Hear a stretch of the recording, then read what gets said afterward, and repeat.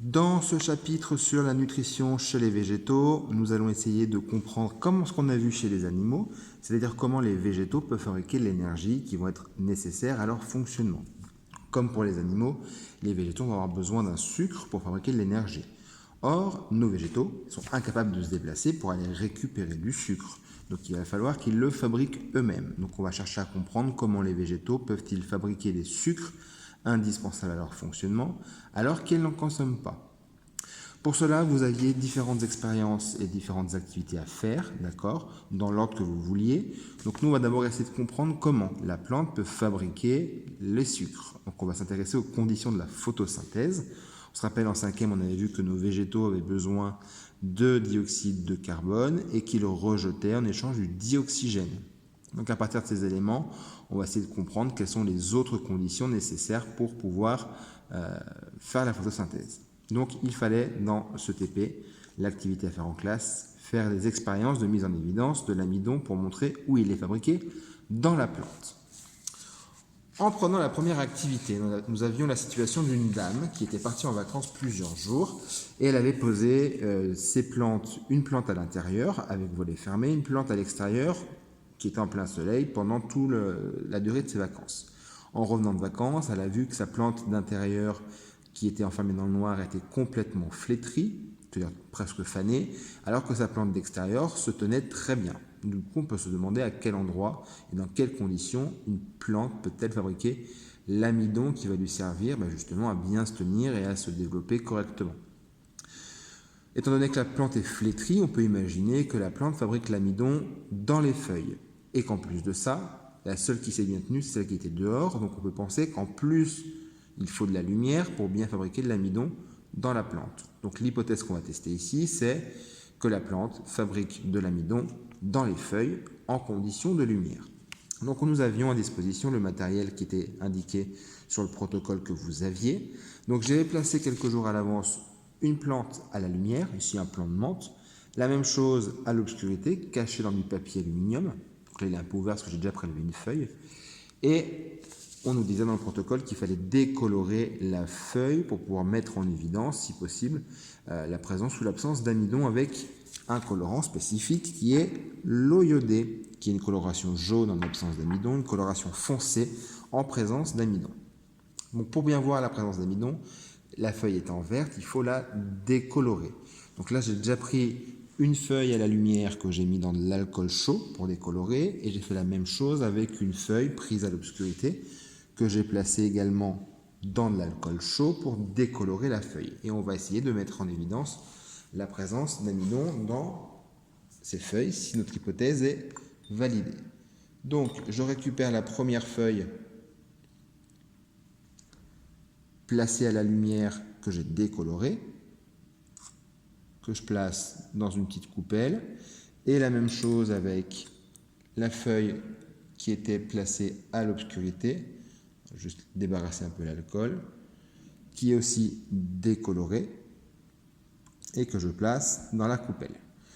On fait ensuite la mise en évidence avec l'eau iodée. Donc là, on a le droit de badigeonner toute la feuille sans problème.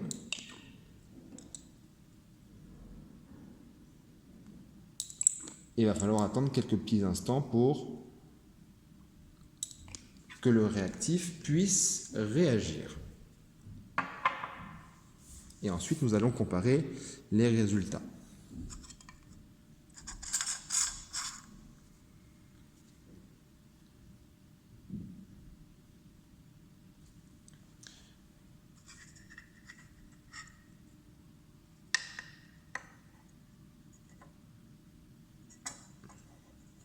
Donc déjà dans le premier cas, on peut observer déjà des petites taches noires dans la feuille.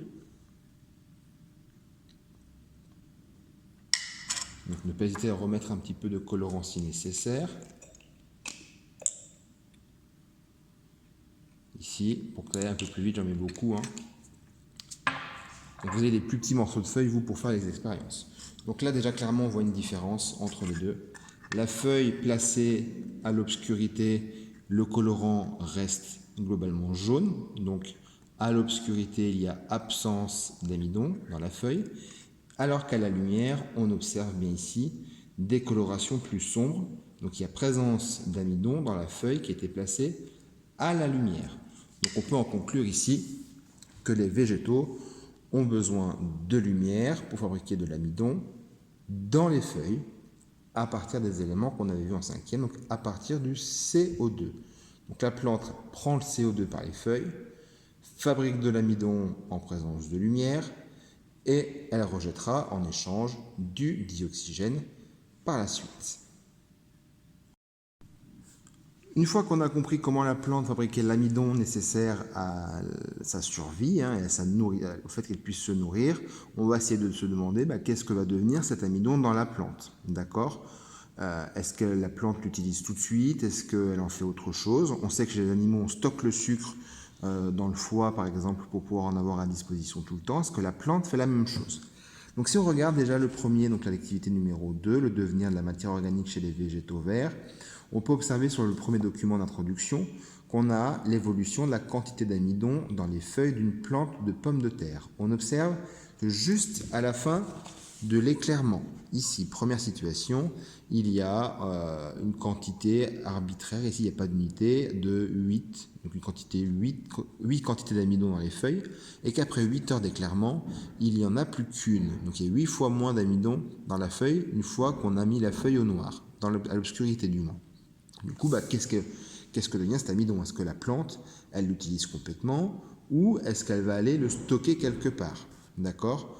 Donc on peut imaginer que la plante peut stocker, donc en regardant le cycle de vie d'un plant de pommes de terre, on observe qu'au printemps, quand elle va grandir, fabriquer de l'amidon au printemps et en été, jusqu'à la fin de l'été, elle a bien grandi, elle a développé des belles feuilles, donc elle a bien utilisé l'amidon.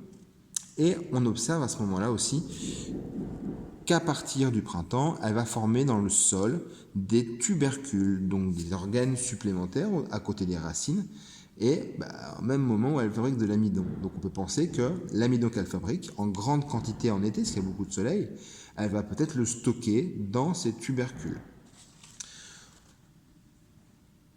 On observe aussi que une plante, elle est constituée de plusieurs parties, les racines, des tubercules pour le cas de la pomme de terre, des feuilles, une tige, et il y a aussi des fruits qui contiennent des graines. Donc est-ce que la plante va stocker cet amidon dans les tubercules et c'est tout, ou est-ce qu'elle va l'utiliser dans d'autres parties? Donc on va essayer de tester les endroits où elle peut stocker l'amidon. Donc pour cela, on a à disposition un plant, d'accord, avec, là c'est le cas d'une céleri, avec la tige ici, que je tiens dans la main, les feuilles au bout. On sait que les feuilles, l'amidon disparaît, donc pas la peine de tester les feuilles, donc on peut penser qu'il y en a dans la racine. On peut tester la présence d'amidon dans le tubercule, la pomme de terre. On testera la présence d'amidon dans un fruit qui ressemble au fruit de la pomme de terre, donc ici c'est une tomate cerise jaune. Et la graine, donc est-ce qu'il y a de l'amidon dans la graine? Donc là j'ai pris une graine de haricot parce que c'est beaucoup plus simple que de travailler dans la graine du fruit qui est tout petit ici. Donc on va essayer de regarder dans quel endroit la plante peut-elle probablement stocker de l'amidon. On réutilise l'eau iodée qui permet de mettre en évidence l'amidon et même principe, on va arroser les différents organes testés. Donc, le tubercule, le fruit, la racine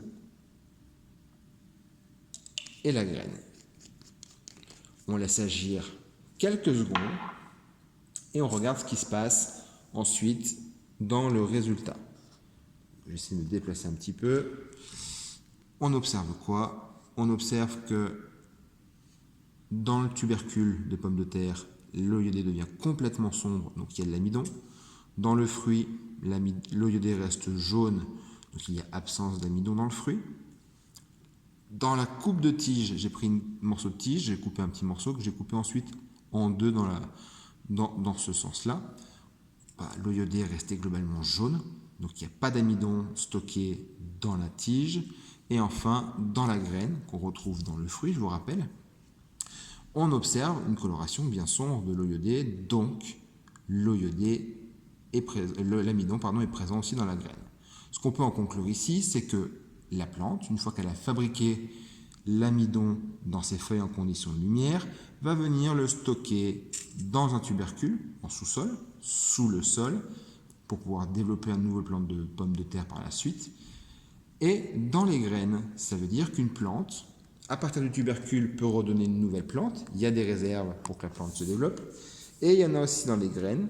Dans le cas où la graine tombe dans le sol, une nouvelle plante va pouvoir se développer à partir de cette graine, puisqu'il y a des réserves ici en amidon pour pouvoir développer toute une plante.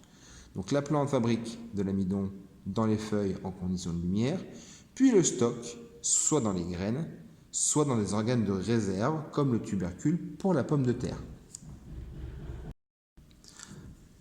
Alors, on a vu jusque-là que l'amidon est fabriqué dans les feuilles des végétaux en présence de lumière et que cet amidon va être stocké ensuite dans des organes de réserve comme le tubercule sous la terre ou alors dans les graines des fruits lorsque la plante sera arrivée en floraison, qu'il y aurait une reproduction de la plante et qu'un fruit sera formé. Donc on peut se demander comment cet amidon qui est fabriqué dans les feuilles peut aller par exemple se stocker jusque dans le tubercule en sous-sol. Il va falloir qu'il circule à travers la plante. Pour cela, vous aviez du coup sur l'activité, on vous donnait comme matériel dans le document 1 les structures de la circulation de la sève brute chez le céleri. Donc l'eau, on sait que l'eau circule aussi dans la plante pour aller jusque dans les feuilles pour pouvoir faire la photosynthèse. Et donc on peut déjà se demander comment l'eau que la plante prélève dans le sol, ça on l'a vu en 5e, peut remonter jusque dans les feuilles, sachant que un liquide, ça a tendance à couler, donc aller du haut vers le bas. Là, c'est quand même bizarre qu'un liquide puisse aller du bas vers le haut. Et ensuite, pour l'amidon fabriqué dans les feuilles, comment va-t-il pouvoir passer pour descendre jusque dans le tubercule sous terre? Donc, l'eau va former la sève brute. Donc, la sève brute, c'est le liquide qu'il y a dans la plante qui contient majoritairement de l'eau. Et on a aussi une autre sève, dite la sève élaborée.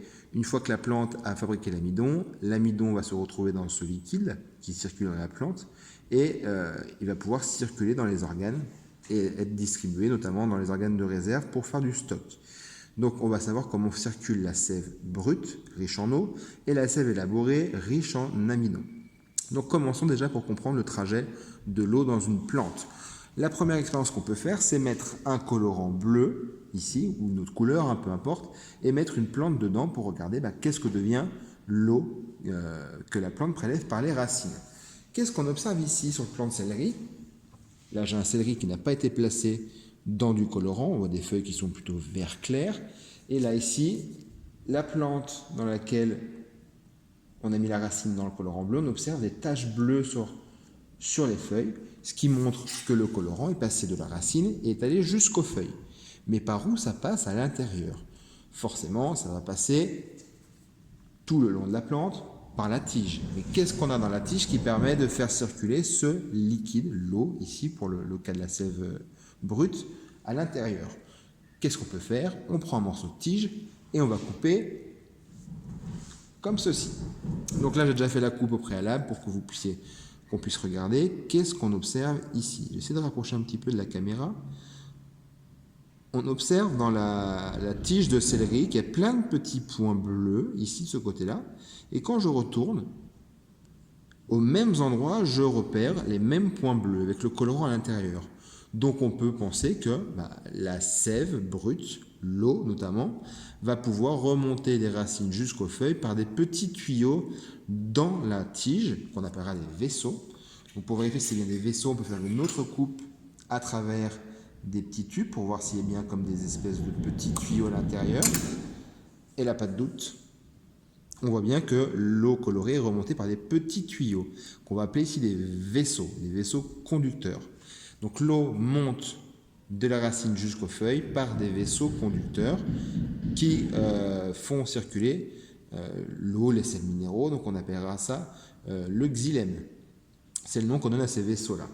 Pareil pour l'amidon, si l'amidon passe des feuilles jusque dans le reste de la plante, notamment le tubercule, on doit retrouver une présence d'amidon dans ces tuyaux. Donc, qu'est-ce qu'on peut faire comme manipulation?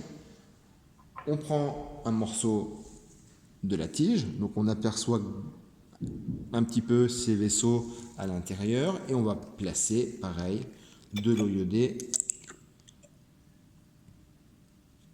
sur la tige. Qu'est-ce qu'on observe? Alors désolé pour les bruits de travaux, c'est très gênant, mais on fera avec. Et bien on observe qu'au niveau des vaisseaux, il y a quelques petites colorations un petit peu sombres dues à la réaction de l'eau iodée avec l'amidon. Donc on peut bien montrer ici que l'amidon traverse aussi la plante par des vaisseaux, par des petits tuyaux dans la tige pour aller distribuer l'amidon jusqu'aux organes de réserve. Donc ici, on peut conclure que l'amidon fabriqué dans les feuilles en conditions de lumière descend tout le long de la tige par des vaisseaux. Donc la sève élaborée qui contient l'amidon, la sève qui part d'ici, qui va distribuer l'amidon tout le long de la plante, c'est ce qu'on appellera la sève élaborée, qui passe par des petits vaisseaux qu'on appellera le phloème, P-H-L-O-E-M-E. Et à l'inverse, l'eau, donc on voit ici le niveau d'eau a baissé, depuis que j'ai mis la plante dans l'eau colorée. Le colorant est remonté le long de la plante par des vaisseaux. Donc la sève brute, riche en eau et en sels minéraux qui on trouve dans le sol, remonte le long de la plante pour aller nourrir, pour aller distribuer ces sels minéraux aux feuilles pour faire la photosynthèse, et remonte par des petits vaisseaux qu'on a montré avec la coupe de tige, par des vaisseaux qu'on appelle le xylème. Donc ce qu'il faut retenir ici surtout, c'est que l'eau et l'amidon sont distribués à travers la plante par des vaisseaux conducteurs. L'eau par le xylème, la sève brute, et l'amidon par le phloème, c'est le nom du vaisseau qui transporte l'amidon, grâce à la sève élaborée. Donc maintenant, on a tous les éléments nécessaires pour pouvoir compléter le schéma bilan du chapitre sur la nutrition des végétaux.